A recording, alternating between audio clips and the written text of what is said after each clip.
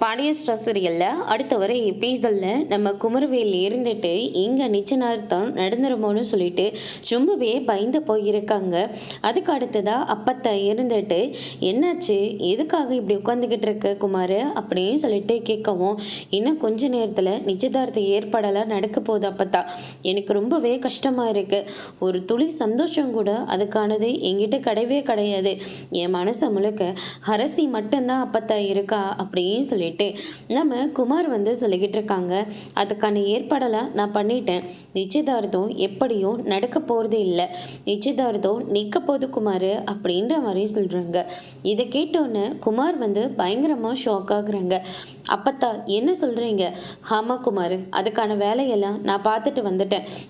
இன்னும் கொஞ்ச நேரத்தில் பொண்ணு வீட்டுக்காரங்களே வீட்டுக்கு இந்த கல்யாணத்தில் விருப்பம் இல்லைன்னு சொல்லத்தான் போகிறாங்க அப்படின்ற மாதிரி சொல்லிடுறாங்க. இதை கேட்டோன்னு குமார் பயங்கரமாக ஷாக் ஆகுறாங்க.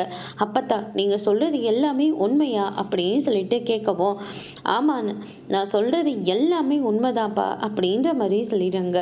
இதை கேட்டோன்னு குமர்வேல் ரொம்பவே சந்தோஷப்படுறாங்க. அதுக்கு அடுத்ததாக நம்ம அரசி நிற்கிறாங்க.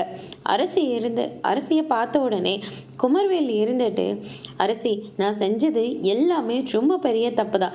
அதுக்காக உங்ககிட்ட நான் எத்தனை தடவை வேணாலையும் மன்னிப்பு கேட்டுக்கிறேன். தயவு செஞ்சு என்னை மறுபடியும் கல்யாணம் பண்ணிக்கோ, உன்னை நான் ராணி மாதிரி பார்த்துக்கிறேன் அப்படின்ற மாதிரி சொல்லிக்கிட்டு இருக்காங்க. இதை கேட்டோன்னே அரசி கோவப்படுறாங்க. அதோட இன்னைக்கான பிரம முடிச்சிருக்காங்க.